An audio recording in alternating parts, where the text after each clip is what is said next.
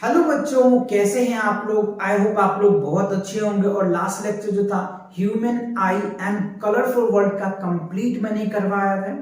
इससे पहले का लेक्चर जैसे इलेक्ट्रिसिटी हो गया, रिफ्लेक्शन ऑफ लाइट हो गया और human world and colourful world, human eyes and colourful world का रिसेंटली बच्चों हमने लेक्चर कंप्लीट किया है।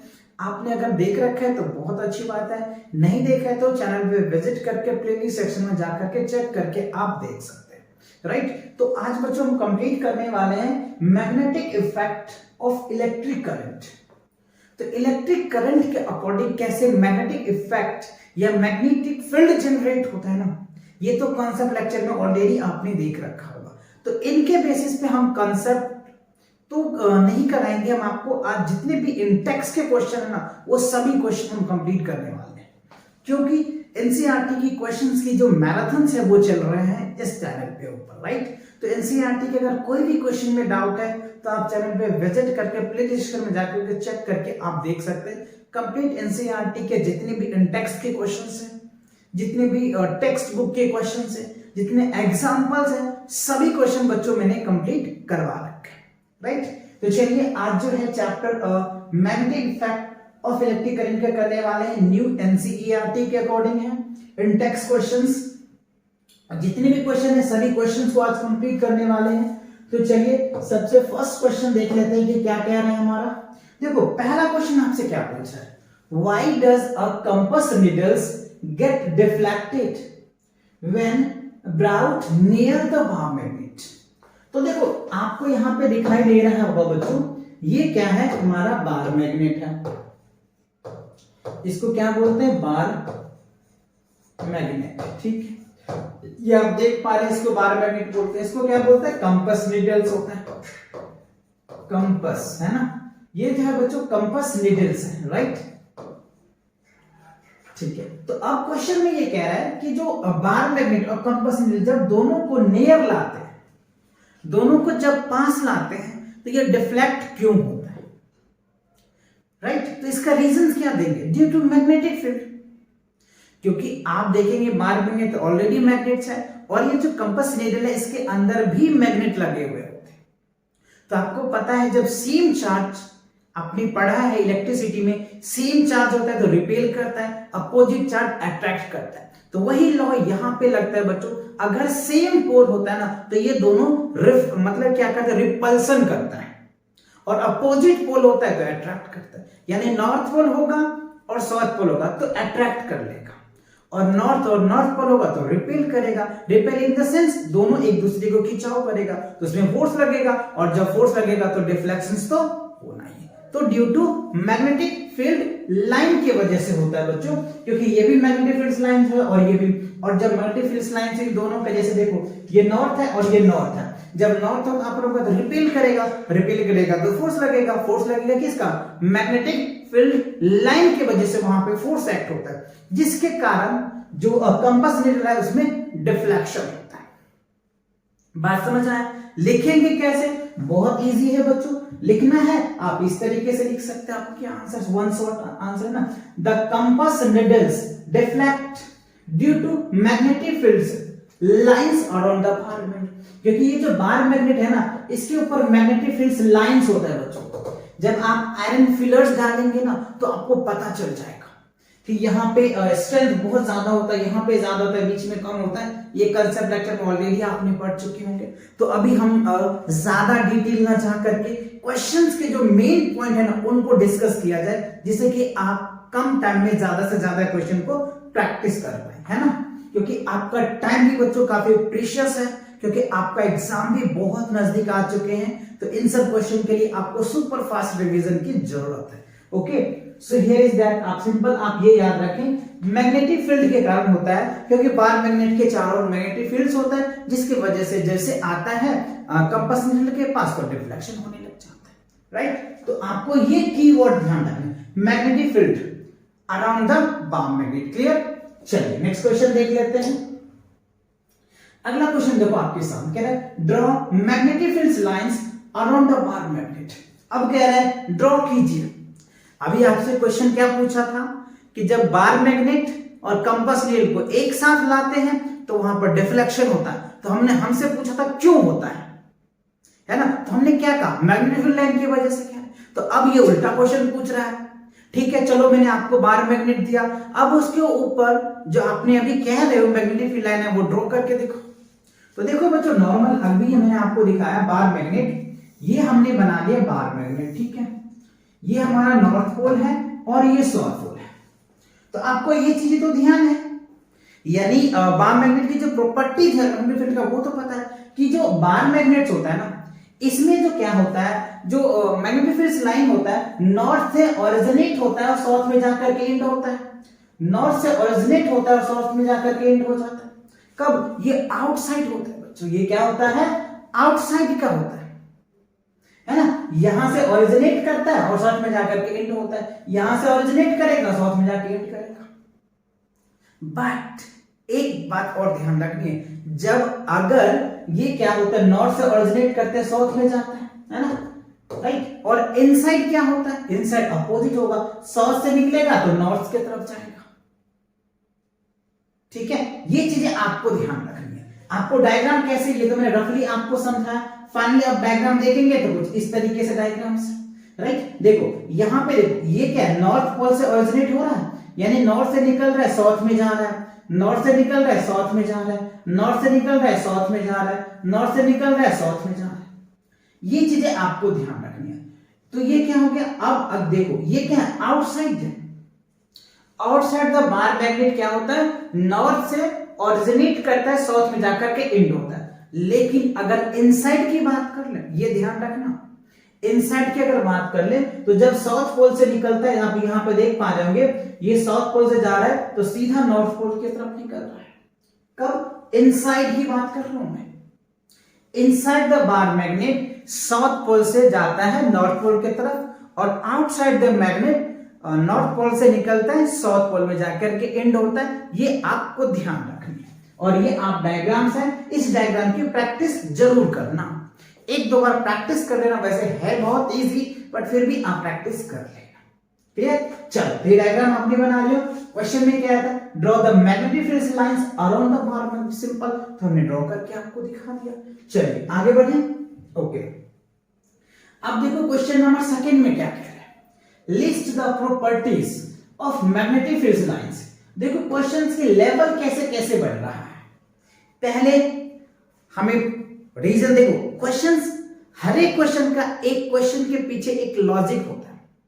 पहला क्वेश्चन को मैं रिलेट कराता हूं आपको। हमने क्या पढ़ा, बार मैग्नेट को जब कंपास नीडल लाते हैं तो मैग्नेटिक फील्ड लाइन आया था, ठीक है।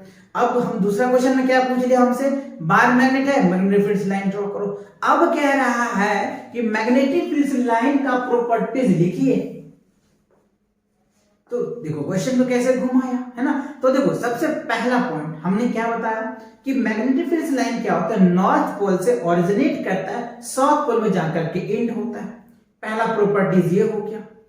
दूसरा प्रॉपर्टीज आप ये कह सकते हैं, ये तो आउटसाइड का था, इनसाइड में आप ये भी कह सकते हैं कि साउथ पोल से, अगर इनसाइड द बार मैग्नेट क्या होता है, साउथ पोल से मैग्नेटिक फील्ड लाइन ओरिजिनेट करता है, नॉर्थ पोल से निकलता है, ठीक है।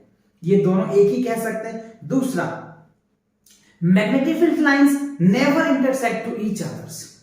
मैग्नेटिक फील्ड लाइन एक दूसरे को कभी इंटरसेक्ट नहीं करता है। ड्यू टू, क्यों, क्योंकि मैग्नेटिक फील्ड लाइन एक फोर्स को जनरेट करता है, और फोर्स क्या है, वेक्टर क्वांटिटीज है। तो एक समय पे एक फोर्स का एक ही डायरेक्शन होता है, इस वजह से, ठीक है। तीसरी बात आप ये कह सकते हैं, जो बार मैग्नेट होता है ना, उसका जो स्ट्रेंथ होता है कॉर्नर पे ज्यादा होता है, तो कॉर्नर पे वहां पे मैग्नेटिक फील्ड लाइन काफी स्ट्रेंथ होता है और मिडिल में कम होता है। तो ये बात आपने तो चलो सीखा, आपने याद किया, बट लिखेंगे कैसे सर?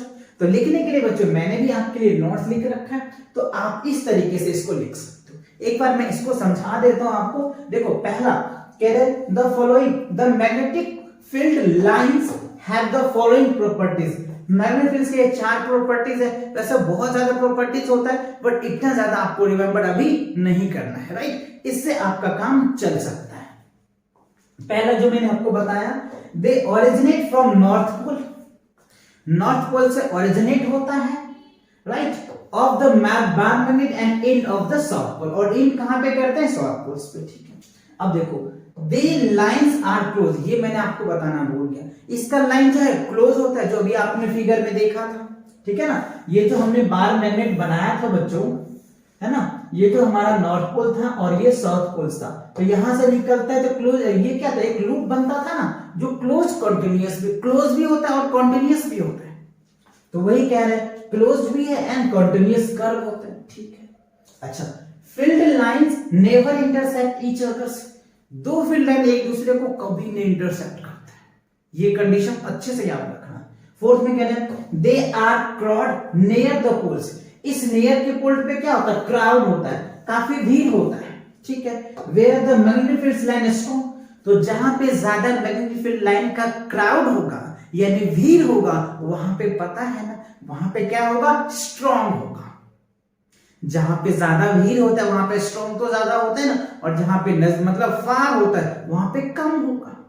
क्लियर, ओके, तो वही कह रहा है। So the separate from the poles and magnetic field line weak, और जब मैग्नेटिक पोल से ज्यादा सेपरेट होगा, इवन ज्यादा दूर होगा, तो ऑब्वियसली बच्चों वीक ही होगा, कमजोर ही होगा। जैसे एक एग्जांपल के लिए मैं बता रहा हूं, अगर आप मेरे सामने हो तो गलती करोगे तो मैं एक लगाऊंगा, है कि नहीं, आप दूर हो जाओगे तो प्रयास करूंगा जाने का, तब तक हो सकता है कि आप दूर हो जाओ, तो वहां पे हमारा फोर्स कम लगेगा, नियर में फोर्स ज्यादा लगेगा। Same here to magnetic field lines, understand you not, clear आया कि नहीं, दैट्स गुड। चलिए नेक्स्ट क्वेश्चन देखते हैं, क्वेश्चन नंबर 3 में क्या है, अब समझिए, देखिए अब वही प्रॉपर्टी से क्वेश्चन उठाया है, पहले तो तीनों क्वेश्चन का सिनेरियो दिया, अब जो फोर्थ क्वेश्चन है देखो प्रॉपर्टीज में कह रहा है why do not two magnetic field lines intersect each other, कह रहे ऐसा क्यों होता है जब दो मैग्नेटिक फील्ड लाइन एक दूसरे को इंटरसेक्ट नहीं करता है। तो अभी तो बच्चों मैंने बताया ना कि two magnetic field lines are never intersect each others because magnetic field lines gives the direction of force, magnetic field line जो है ना वो फोर्स का डायरेक्शन देता है, और force can have only one direction at a same point, एक point पे फोर्स का एक ही डायरेक्शन होता है, इसीलिए two line never intersect to each others, ये मैंने आपको बताया भी था। लिखेंगे कैसे, लिखने के लिए बच्चों आप इस तरीके से लिख सकते हैं, two magnetic field lines never intersect to each others because they give the direction of force, magnetic field line क्या करते हैं, फोर्स का डायरेक्शन, जैसे ये एक मैग्नेटिक फील्ड लाइन है, लो ये एक मैग्नेटिक, ये एक दूसरे को इंटरसेक्ट नहीं करेगा ना, कभी नहीं करता ऐसा, ये पॉसिबल ही नहीं है बच्चों, क्योंकि अभी हमने आपको प्रॉपर्टीज में भी समझाया था, मैग्नेटिक फील्ड लाइन के प्रॉपर्टीज में भी तो समझाया था कि two magnetic field lines are never intersect to each other, तो यही रीजन है क्यों कि they give the direction of force, magnetic field line जो है वो फोर्स के डायरेक्शन को देता है, so the force can not have two directions at the same point, एक ही पॉइंट पे फोर्स का दो डायरेक्शंस नहीं हो सकता, क्यों नहीं हो सकता, क्योंकि फोर्स क्या है, वेक्टर क्वांटिटीज है, फोर्स क्या है, वेक्टर क्वांटिटीज है, इसी वजह से इसका डायरेक्शंस नहीं हो सकता, ये आप रीजन दे देंगे, राइट, क्लियर। चलिए ऐसे ही बच्चों क्वेश्चन को फील लेकर के करो, जब क्वेश्चन के फील आएगा ना तो माइंड में एकदम सीधा घुसने वाला है ये सारे कॉन्सेप्ट, तो ये कॉन्सेप्ट को अच्छे से ग्रैप करते जाइए, बहुत मजे आएगा आपको फिजिक्स को पढ़ने में। चलिए अब देखते हैं अगला क्वेश्चन, देखो अब काफी अच्छा और इंटरेस्टिंग क्वेश्चन है, एक एग्जाम्पल बेस्ड क्वेश्चन है, तो ध्यान से अच्छे से समझिएगा। देखो कह रहा है consider a circular loop of a wide line a plane of the tables, ठीक है, जैसे मान लो, अब देखो हमें क्या करना है, यहां पे हम एक लूप ले लेते हैं, एक प्लेन ले लिए जी, ठीक है। अच्छा अब क्या करना है हमें इसमें, the tables the current pass through the loop of clock wise and the right hand rules of the finds a direction of the magnetic field line inside and outside. अच्छा अब आप थोड़ा सा मैं आपको राइट हैंड रूल्स बताता हूं, देखो right hand rules that is, ये क्या है, राइट हैंड साइड, ठीक है, आप भी बच्चों अपना राइट हैंड लेकर के आओ, अभी पेन या पेंसिल से करोगे तो रख दो और थोड़ा सा समझो।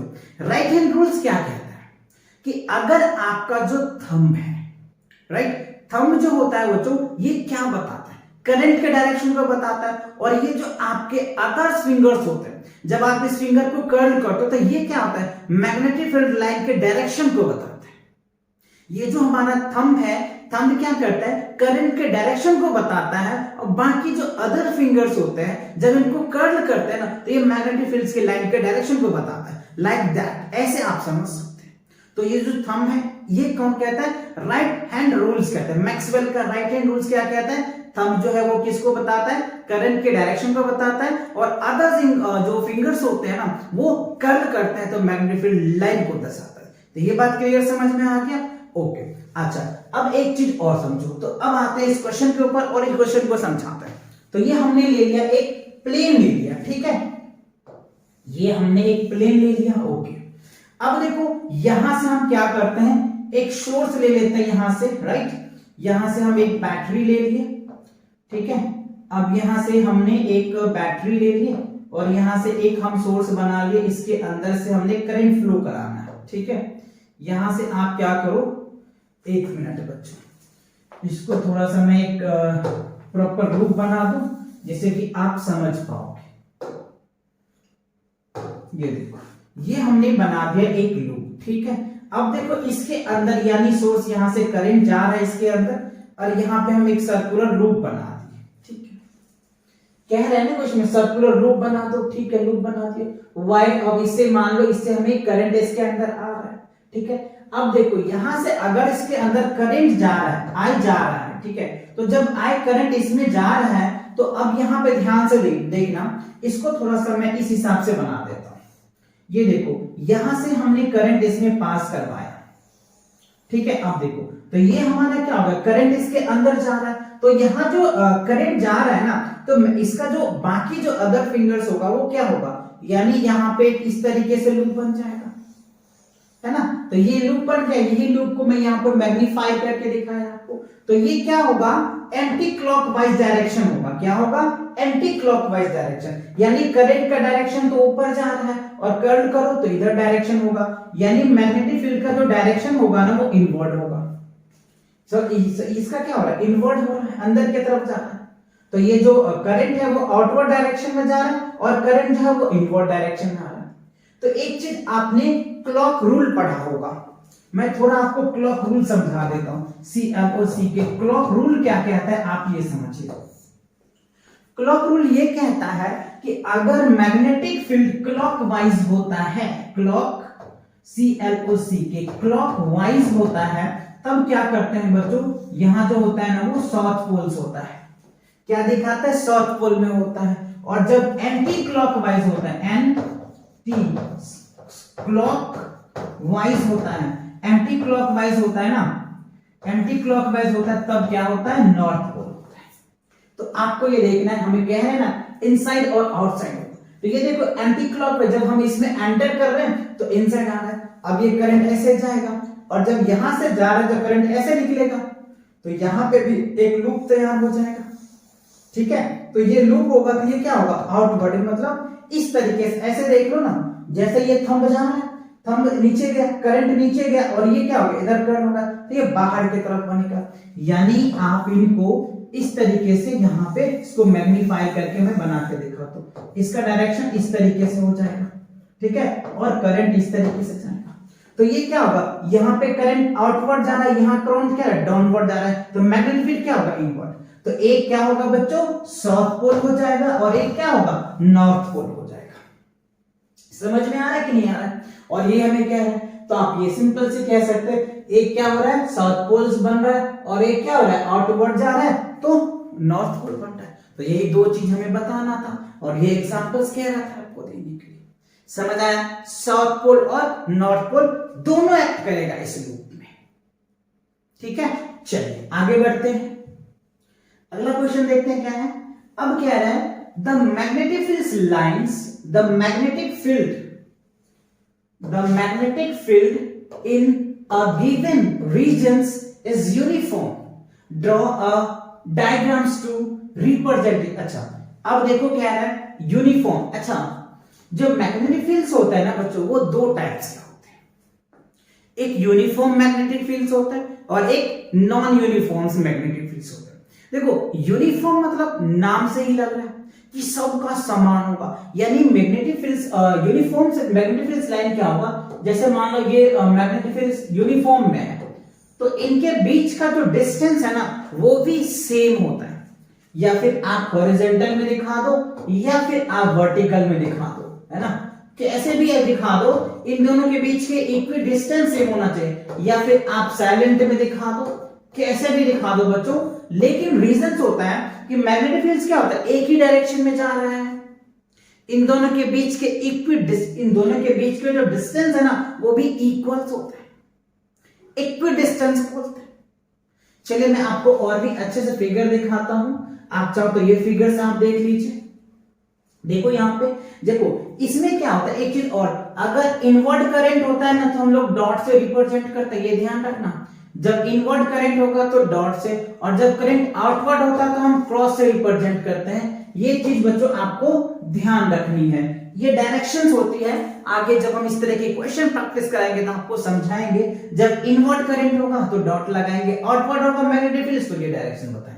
देखो अब यहाँ पे ये डॉट से रिप्रेजेंट किया है तो मतलब ये जो मैग्नेटिक फील्ड जो डायरेक्शन है वो आउटवर्ड डायरेक्शन में, ये आप देख रहे हैं क्रॉस से रिप्रेजेंट किया हुआ है, इसका मतलब जो मैग्नेटिक फील्ड है ना वो इनवर्ड होता है, ये मैग्नेटिक फील्ड के डायरेक्शन को बताता है। ये डॉट मतलब क्या होता है, आउटवर्ड होता है, और क्रॉस मतलब क्या होता है, इनवर्ड मैग्नेटिक फील्ड होता है। तो आपको ध्यान रखना है कि अगर क्रॉस लग रहा है ना तो मैग्नेटिक फील्ड का डायरेक्शन क्या होता है, क्या होगा, मैग्नेटिक क्रॉस होगा तो मैग्नेटिक फील्ड का डायरेक्शन इनवर्ड होगा, अंदर की तरफ होगा, और जब डॉट होगा तो मैग्नेटिक फील्ड आउटवर्ड के डायरेक्शन होगा। तो ये आप देख लीजिए, तो डाउट में भी आपको दिखा दिए हैं, क्रॉस में भी दिखा दिए, तो आपको कंफ्यूज नहीं होना है ना। डॉट है तो समझ में आ जाना चाहिए, क्रॉस है तो ऊपर भी आपको समझ आना चाहिए, क्योंकि क्रॉस से भी आपको कभी कभी कंफ्यूज कर सकता है। क्रॉस मतलब इन, डॉट मतलब आउट, अंडरस्टैंड या नॉट, इन दोनों के बीच में इक्वी डिस्टेंस है। तो ये तो सर फिगर था, लिखेंगे कैसे, देखो बच्चों इसमें लिखने के लिए तो वैसे कुछ कहा नहीं गया है क्योंकि आपको कह रहा था ड्रॉ द डायग्राम, लेकिन फिर भी आप लिखना है तो आप इस तरीके से लिख सकते हो। Inside the magnets magnetic field lines are equidistance parallel in nature, simple सी बात, देखो इन दोनों के बीच में इक्वी डिस्टेंस है और पैरेलल का नेचर से, इतना लिख दो खत्म बात, क्योंकि क्वेश्चन तो ड्रॉ द डायग्राम कह रहा है तो बस लिख दिया हमने, और ये आपको भी लिख देना है। क्लियर, चलिए आगे बढ़े।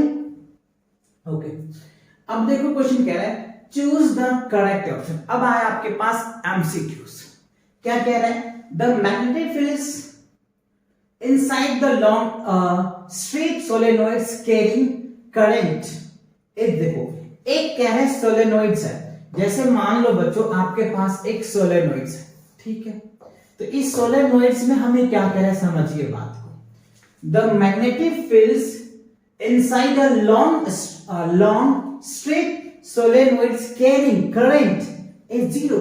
क्या इसके अंदर करंट जीरो होगा, या फिर decrease we move towards the end, जब यहां से एंड की तरफ जाएंगे तो क्या डिक्रीज करेगा, या increase we move towards the end, जब इसके एंड की तरफ जाएंगे तो क्या मूव करेगा, या फिर is the same at all point. तो एक चीज याद रखना बच्चों, जो क्या होता है सोलेनोइड्स का जो होते हैं ना इसमें हर एक जगह सेम होता है, तो यहाँ पे आपका D is the correct answer, is the same at all the points, हर एक पॉइंट पे सभी सेम चीज होगा। ये सोलेनोइड का कंसेप्ट में है, इनकी प्रॉपर्टी जाने तो चैनल पे विजिट करके देख सकते हो, ऑलरेडी इसकी कंसेप्ट लेक्चर मैंने अपलोड कर रखा है। क्लियर, चल तो बढ़ते हैं अगले क्वेश्चन की तरफ। अगला क्वेश्चन में देखो बच्चों, कह रहे which of the following properties of photons, यानी alpha particles, okay, can change when it's move freely in the magnetic field lines. There may be more than one answer is correct, एक से ज्यादा भी आंसर करेक्ट हो सकता है, मास हो सकता है, स्पीड होगा, वेलोसिटी होगा, या मोमेंटम होगा। तो देखो बच्चों मोमेंटम आ जाएगा, कैसे, देखो मोमेंटम इक्वल्स टू क्या होता है, मास इनटू वेलोसिटी होता है। तो अगर मास चेंज होगा, सॉरी वेलोसिटी चेंज होगा, ठीक है ना, तो वेलोसिटी अगर चेंज होता है तो मोमेंटम भी चेंज हो जाएगा, है ना जी। जब वेलोसिटी चेंज होगा तो क्या होगा, मोमेंटम भी चेंज होगा। तो आप ये भी आंसर बोल सकते हो और मे बी आप ये भी कह सकते हो, ठीक है ना, क्योंकि यहां मोमेंटम भी किस पे डिपेंड है, वेलोसिटी पे ही डिपेंड है। यानी उसकी स्पीड अगर चेंज होगा तो मोमेंटम भी चेंज होगा।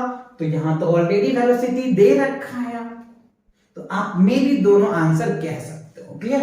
वैसे आप अगर ज्यादा प्रिपेयर एक को ही करना है तो आप इसको कर सकते हो, दोनों को प्रिपेयर करना है तो इस दोनों में से कोई भी आंसर दे सकते हो। क्लियर। चलिए अगला क्वेश्चन देखते हैं। अब देखो कह रहा है इन एक्टिविटीज 12.7, अगर आप 12.7 की एक्टिविटीज को देखोगे तो आपको ये क्वेश्चन समझ में आ जाएगा। तो आप क्या करो, फटाक से अपना बुक्स निकालो और बुक निकाल के ये एक्टिविटीज निकालो। ये न्यू एनसीईआरटी के अकॉर्डिंग है। अगर आप ओल्ड एनसीईआरटी देखोगे तो आपको ये चैप्टर नहीं दिखेगा, तो आप न्यू एनसीईआरटी उसमें देखो, या फिर अगर आपके पास ओल्ड भी है तो आप ये सेम होगा, आप ये देख लेना, यहाँ चैप्टर के नाम होगा, यहाँ पे 7 होगा। क्लियर। चलिए आगे बढ़ते हैं। कह रहे हाउ डू वी थिंक, कह रहे हाउ डू वी थिंक, कह रहे आप कैसे सोचेंगे the displacement of the rod will be affected if जो एबीसी एक रॉड है उसके डिस्प्लेसमेंट पे क्या इफेक्ट पड़ेगा। पहला, फर्स्ट कंडीशन ध्यान से याद करना, current in the rod AB is increased. अब देखो यानी एक रॉड है, मान लो एक रॉड ले लेते हैं बच्चों, इस रॉड में जो है ना करंट जो है ना, ये रॉड तो नहीं लग रहा है, कुछ और ही लगा है ना बच्चों, पर फिर भी मान लो अगर रॉड में जो करंट है ना इंक्रीज कर रहा है, मैं इनको थोड़ा रफ कर देता हूं, फिर मैं आपको थोड़ा सा फिर से अगेन फिगर बना के दिखाता हूं। मान लो ये हमारे पास एक रॉड है, जब इस रॉड में करंट इंक्रीज कर रहा है ना, जब करंट बढ़ रहा है ना, ऑब्वियसली बच्चों फोर्स भी बढ़ेगा। तो पहला से आप ये कह सकते हैं, यानी फोर्स जो है ना वो डायरेक्टली प्रोपोर्शनल टू क्या होगा, करंट का हो जाएगा। ठीक है। दूसरा क्या है, a strong hot shoes magnet use in that.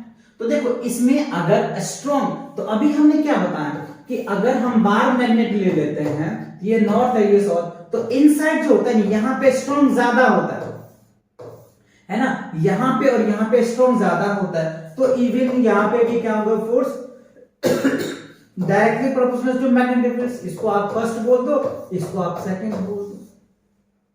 तीसरा, length of the rod AB is increase. अगर रॉड की लेंथ बढ़ाओगे तो मैग्नेटिक फील्ड भी उस तरीके से इंक्रीज कर जाएगा ड्यू टू फोर्स के वजह से, तो ये भी क्या हो जाएगा, लेंथ हो जाएगा। ये तीनों बात समझ आए। अब तीनों क्या डिपेंड करता है फोर्स पे, तो आप सिंपल लिख सकते हो force directly proportional to I B L आ जाएगा। सिंपल, ये कंडीशंस है। अगर करंट इंक्रीज कर रहा है फोर्स भी, मैग्नेटिक फील्ड से फोर्स, तो सभी जो है कहीं ना कहीं मैग्नेटिक फील्ड, क्योंकि मैंने आपको बताया था magnetic field lines gives the direction of force, और ये सभी करंट मैग्नेटिक फील्ड और लेंथ ये सभी मैग्नेटिक फील्ड को बताता है, ये सभी मैग्नेटिक फील्ड लाइन पे डिपेंड करता है। तो सिंपल आप ये F directly I B L हो जाएगा, खत्म। यही आपको पूछा जा रहा है, क्या इफेक्ट पड़ेगा उसका डिस्प्लेसमेंट पे, तो ये सारी बातें आपको लिख देनी। क्लियर। चलिए आगे बढ़ते हैं। अगला क्वेश्चन देखिए, कह रहे हैं आप पॉजिटिवली चार्ज पार्टिकल्स, अच्छा कह रहे आप पॉजिटिवली चार्ज पार्टिकल्स यानी alpha particles projected towards waste, deflected towards the north. ठीक है, यानी वेस्ट प्रोजेक्ट कर रहा है, राइट। कह रहे west projected towards the west is deflected to the north by the magnetic fields. The direction of magnetic field is क्या होगा, टुवर्ड द साउथ या टुवर्ड्स द ईस्ट या डाउनवर्ड होगा या अपवर्ड होगा, तो अपवर्ड होगा बच्चों। तो ये आपको ध्यान रखना है, ये सिंपल सा आपको पता है ना। ये होता है हमारा ईस्ट, ये होता है वेस्ट, ये होता है नॉर्थ और ये होता है साउथ, तो ये अपवर्ड डायरेक्शन में होगा। क्लियर। चलिए आगे बढ़े। अच्छा अगला क्वेश्चन देखो, कह रहा है name two safety measures commonly used in electric circuit and application. देखो हमारे घरों में जो आप देखते होंगे, हमारे घरों में क्या होता है बच्चों, कौन से सीरीज यूज होता है या पैरेलल यूज होता है, ये आपको तो पता है ना। हमारे घर की जो सर्किटिंग होती है वो किस में होती है, पैरेलल कॉम्बिनेशन में होती है। है ना। चल ये चीज क्लियर हुआ। अच्छा, हमारे घर में इतने सारे जो एप्लीकेंस लगे हुए होते हैं तो उनके लिए हम क्या करते हैं बच्चों, फ्यूज लगाते हैं। क्या लगाते हैं? फ्यूज। आप यहां पे देख पा रहे होंगे ये सभी फ्यूज है। फ्यूज का क्या काम होता है कि मान लो आपके घर में 10 एम्पियर या 5 एम्पियर करंट आ रहा है या 10 एम्पियर करंट आ रहा है और आपका घर की कभी मान लो ज्यादा करंट आ गया तो आपके जितने भी एप्लीकेंस है वो खराब होने का चांसेस रहता है। तो इसीलिए हम क्या करते हैं, पहले हमारे घरों में फ्यूज लगे हुए होते हैं। बाय डिफॉल्ट आप घर में जाके चेक कर सकते हो, देख सकते हो। फ्यूज इसलिए लगाया जाता है कि अगर कभी की फॉल डाउन हुआ, यानी जो हमारा ट्रांसफार्मर है वहां पे, ट्रांसफार्मर भी 2 टाइप्स के होते हैं बच्चों, आगे मैं डिस्कस करके आपको बताऊंगा, है ना। ट्रांसफार्मर भी, तो अगर ट्रांसफार्मर से करंट ज्यादा अगर आ जाता है कभी कभी तो वो क्या होता है, जो फ्यूज होता है ना वो मेल्ट हो जाता है और जिसकी वजह से हमारे घर में सप्लाई बंद हो जाता है और जितने भी एप्लीकेंस है ना वो हमारा बच जाता है। नहीं तो घर में इतने काफी कॉस्टली एप्लीकेंस लगे हुए होते हैं जो डिस्ट्रॉय हो सकता है, खराब हो सकता है। क्यों? क्योंकि करंट के डिफ्लेक्शन की वजह से कभी कभी आप देखते होंगे करंट बहुत ज्यादा आ जाता है, कभी कभी कम आ जाता है, तो उन्हीं के अकॉर्डिंग फ्यूज लगाया जाता है। ठीक है, तो हमें कह रहे हैं नेम 2 सेफ्टी रूल्स बताइए आपको। तो देखो, पहला तो हम फ्यूज बोल सकते हैं, इलेक्ट्रिक फ्यूज कह सकते हैं ना। क्या कह सकते हैं? इलेक्ट्रिक फ्यूज कह सकते हैं। और दूसरा अर्थ वाइट होता है बच्चों। अगर आपके घर में करंट बहुत ज्यादा होता है ना तो अर्थिंग कर देते हैं, अर्थिंग डाल देते हैं जिससे करंट क्या हो गया, अर्थ में चला जाएगा। उससे भी हमारे घर के जितने भी मतलब जो हैवी चीजें हैं, हैवी गैस जितने भी चीजें हैं वो सभी बच सकते हैं, सुरक्षित हो सकते हैं। तो आप ये 2 वर्ड बोल सकते हो। पहला इलेक्ट्रिक फ्यूज कह सकते हो, है ना। क्या लिख सकते हो? Electric fuse. और दूसरा जो है बच्चों नाम क्या बोल दोगे? अर्थ वायर कह सकते हो, है ना। देखो अर्थ वायर आप यहां पे देख पा रहे होंगे, ये जो है ना ग्रीन वायर होता है, अर्थिंग के लिए दिया जाता है। बाकी ये सारे वायर्स अलग अलग अपने काम का होता है। ये ग्रीन वायर दिया जाता है जिससे कि अगर कभी करंट ज्यादा आ गया तो वो अर्थ में चला जाएगा। ठीक है, ये 2 चीजें हैं जो कॉमनली हम यूज करते हैं अपने घरों में। अच्छा, यहां मैंने लिख रखा है इलेक्ट्रिक फ्यूज और दूसरा अर्थ वायर है बच्चों। आप ये दोनों को अच्छे से याद कर लेंगे। क्लियर? चलिए अब बढ़ते हैं अगले क्वेश्चन पे। देखो अब इसी पे आपको क्वेश्चन ये दिया हुआ है, ध्यान से समझिए। एन इलेक्ट्रिक, देखो कह रहे an electric oven of 2 kilowatt power, यानी एक इलेक्ट्रिक ओवन है, ओवन जिसको बोलते हैं जिसमें खाना आप गर्म करते हैं, है ना, वो जो है 2 किलोवाट पावर का है। ठीक है, rating is operate in a domestic electric circuit. जो हमारे घरों में कितने थे, 220 वोल्ट आता है, ये आपको पता है। Okay, that has current rating is 5 ampere, और करंट का जो रेटिंग है वो 5 एम्पियर है। कितने? 5 एम्पियर है। ठीक है, what is the result, do you expert explain. अगर आप एक्सपर्ट हैं तो इसको एक्सप्लेन कैसे करेंगे? तो देखिए, चलिए देखते हैं। तो देखो अगर इसका पावर जो दे रखा है ना, P कितना दे रखा है बच्चों? 2 किलो वॉट दे रखा है। तो आपको याद होगा 1 किलो वॉट में क्या होता है? 1000 वॉट होता है। तो यहाँ पे 2 kg है, सॉरी 2, तो यहाँ पे क्या हो जाएगा? 2000 वॉट हो जाएगा। तो पावर कितना हो गया? 2000 वॉट हो गया। ठीक है, अब देखो वोल्टेज हमारे घर में कितने जा रहे हैं? 220 वोल्टेज है। ठीक है, तो पावर इक्वल्स टू क्या होता है? V इंटू आई होता है, वोल्टेज इंटू आई। और हमारे घर के जो करंट है ना वो कितने हैं बच्चों? 5 एम्पियर है ना। 5 एम्पियर हमारे घरों में करंट जा रहे हैं। ठीक है, तो अब यहां से अगर मैं आई डैश निकाल, मैं इसको डैश बोल देता हूं, आई डैश क्या होगा? पावर अपन में वोल्टेज हो जाएगा। तो देखो पावर कितना है? 2000 वोल्ट। ठीक है, और वोल्टेज कितना है? 220 है। तो इससे इसको काट दो। अब इससे अगर आपको डिवाइड करोगे तो 9.1 आ जाएगा, 9.1 एम्पियर हो जाएगा। अब देखो ये जो हमारा क्या है, ये जो हमारे फ्यूज का है, यानी जो फ्यूज लगा हुआ होता है, अभी मैंने आपको समझाया ना कि हमारे डोमेस्टिकल्स घरों में क्या होता है, फ्यूज लगे होते हैं जिससे कि बाकी एप्लीकेंस यानी बाकी जो इलेक्ट्रिकल चीजें हैं वो डिस्ट्रॉय ना हो। तो अब हम यहाँ पे कह सकते हैं जो हमारे फ्यूज है, हमारे घर में जो कैपेसिटी है ना, वो करंट कितना जा रहा है, 5 एम्पियर जा रहा है। इससे ज्यादा अगर आया ना, इससे ज्यादा डिफ्लेक्शन हुआ ना, तो हो सकता है कि कुछ एप्लीकेंस डिस्ट्रॉय हो जाए और कुछ एप्लीकेंस डिस्ट्रॉय ना हो। तो इससे ज्यादा पावर का हम अपनी फ्यूज लगा देते हैं घरों में। तो फ्यूज इसलिए लगा देते हैं कि अगर ज्यादा पावर आया तो फ्यूज क्या होगा, वहां पे मेल्ट हो जाएगा, जो बहुत सस्ते आते हैं, 2, 4, 10 रुपए में आते हैं, जिससे कि वहां से वो कनेक्शन को कट कर देगा पूरे घरों में। तो हमारे घरों में इलेक्ट्रिसिटी सप्लाई बंद हो जाएगा। तो उस टाइम के लिए हमारे जितने भी एप्लीकेंस है वो बच जाता है। तो रीजन वही है ना। तो देखो I dash greater than two I, तो देखो तो ये क्या हो गया, इससे हमारे जो फ्यूज है उसकी कैपेसिटी ज्यादा था। तो ये 9 एम्पियर यानी 9 एम्पियर तक के करंट को झेल लेगा। इससे अगर ज्यादा आया तो ये खुद ही मेल्ट हो जाएगा, फ्यूज खुद ही मेल्ट हो जाएगा, जिससे खुद ही मेल्ट होकर के यानी वहां से वायर की जो कनेक्शन है वहां पे वो क्या होगा, और पहले क्लोज होता है उसको ओपन कर देगा, और जब ओपन हो जाएगा तो इलेक्ट्रिसिटी पास ही नहीं करेगा, और जब इलेक्ट्रिसिटी पास नहीं होगा तो हमारे घर में सप्लाई नहीं जाएगा, और सप्लाई नहीं जाएगा तो बाकी जो हमारे घर में जितने भी एप्लीकेंस लगे हुए होते हैं, जैसे टीवी होते हैं, फ्रिज होते हैं, और मे बी एसी होते हैं, डिफरेंट टाइप ऑफ थिंग्स होते हैं, तो वो हमारा बच जाएगा। इसी वजह से इससे ज्यादा पावर का फ्यूज लगा दिया जाता है, जिससे कि हमारा वो सेफ्टी, जिससे कि हमारे घर के जो भी एप्लीकेंस है वो प्रोटेक्टेड हो सकता है। बात समझ आए? That's good. चलिए आगे बढ़ते हैं, क्या कह रहा है अगला क्वेश्चन। अच्छा अब देखो कह रहा है what precautions should be taken to avoid overloading of domestic electric circuit. कह रहे क्या प्रिकॉशंस है, क्या उपचार है, ऐसे समझ लीजिए, क्या उपचार है जब हमारे घरों में डोमेस्टिकल वायर में ओवरलोडिंग होता है।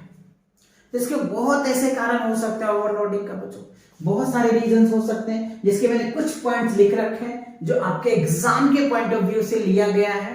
देखो अवॉइड टू मेनी एप्लीकेंस और सिंगल सॉकेट्स, ये चीजें आपको कई लोग क्या करते हैं, एक ही सॉकेट में बहुत ज्यादा वायर कनेक्ट कर लेते हैं। तो इन चीजों को पहले अवॉइड करना है आपको ओवरलोडिंग से बचने के लिए। दूसरा, wire should be checked from time to time and those wires whose insulations is warm and should be the immediately replace. अगर मान लो समय समय पे आपको क्या करना चाहिए, वायर को चेक करना चाहिए, और जहां पे आपको लग रहा है कि वायर बहुत ज्यादा गर्म हो जा रहा है या हीटेड हो रहा है तो आप उसे रिप्लेस कर सकते हो। ठीक है। अगला तीसरा पॉइंट क्या लिखा हमने, the circuit should be proper current rating and appliances should be connected accordingly. मतलब क्या हुआ कि आपको जो सर्किट है ना वो प्रॉपर कनेक्ट होनी चाहिए एक दूसरे से, जिससे कि वहां पे कोई रुकावट ना हो या पे कोई प्रॉब्लम क्रिएट ना हो अकॉर्डिंग टू सर्किट। तो ये बहुत सारी सिंपल सी पॉइंट्स हैं, आप इतना लिख दोगे आपके मार्क्स मिल जाएंगे, क्योंकि 2 या 3 मार्क्स 2 पॉइंट ही पूछे जाते हैं, वैसे मैंने 3 पॉइंट्स आपके लिए लिख दिया। तो आई होप ये बातें आपको समझ में आ गया होगा। ओके चलिए अगला क्वेश्चन देखते हैं। अच्छा इसी के साथ क्या होता है बच्चों, ये जो आपका लेक्चर्स था ये कंप्लीट होता है। इंटेक्स के जितने भी क्वेश्चन थे न्यू एनसीईआरटी के सभी मैंने क्वेश्चन कंप्लीट करवा दिया है। तो मिलेंगे नेक्स्ट एक्सरसाइज के साथ बहुत जल्दी, और चैनल पे नए हो तो चैनल को सब्सक्राइब कर लो, अपने दोस्तों के साथ शेयर कर लो। Take care and bye bye.